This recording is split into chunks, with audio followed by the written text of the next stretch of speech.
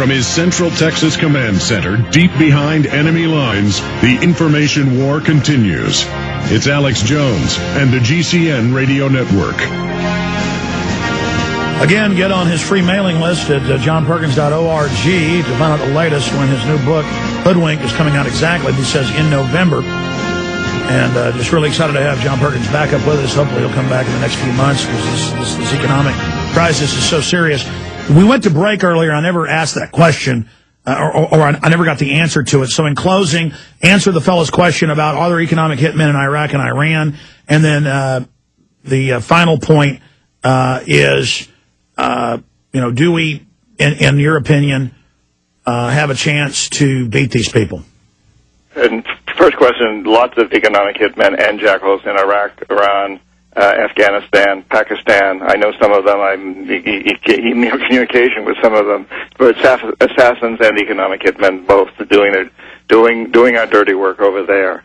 And yes, I think we have an incredibly good chance of getting rid of this, of turning this whole thing around, Alex. That's what my new book coming out in November is about. And again, if people go to johnperkins.org and sign up for my newsletter, we'll be announcing the time of that book. The working title is Hoodwinked. And it really gets into this, that I think we are at a threshold in human history right now where things are in such entropy that we're going to come out of this either under a terrible dictatorship, the most global dictatorship ever in our history, or we're going to come out on top, and I'm fighting for us coming out on top. And I think we all need to get in there together. We have tremendous power as individuals, perhaps more now than ever, because in essence, this new empire is being created through economics, through the way we shop, through the way we live, through the people we watch on television, through the messages we listen to on radio and television. There's a classic struggle going on right now. So it's insidious that it's not an open military threat,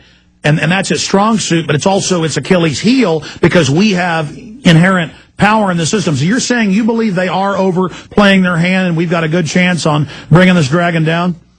I think they have overplayed their hand. I mean, that's what, there's a huge revolution going on in Latin America. 10 countries representing more than 80% of the population of South America have voted in very left-leaning, liberal, progressive, whatever you want to call it, presidents that are saying no to this.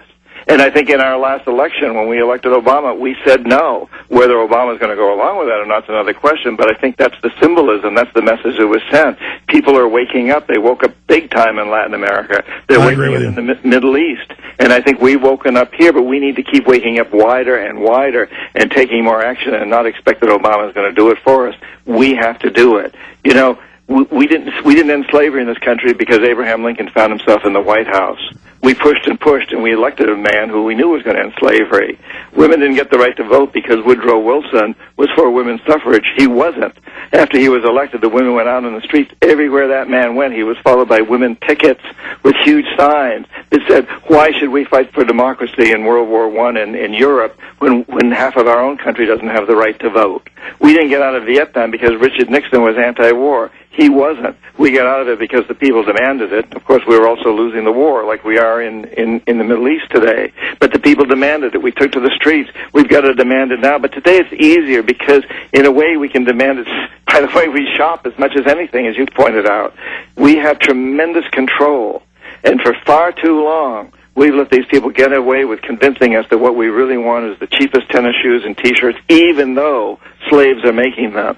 And it destroys our industry. It destroys us. It's a gun that shoots both ways. John Perkins, I'm going to let you go. You've got another interview coming up. We'll talk to you again very, very soon. Thank you so much. The website is johnperkins.org, and the book is Confessions of an Economic Hitman.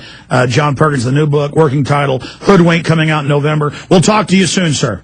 Alex, you're beautiful. Keep up your great work.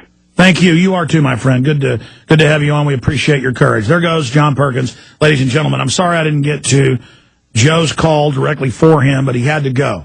But he said he'd like to come back up for a longer interview in the near future, so we will get that done ASAP.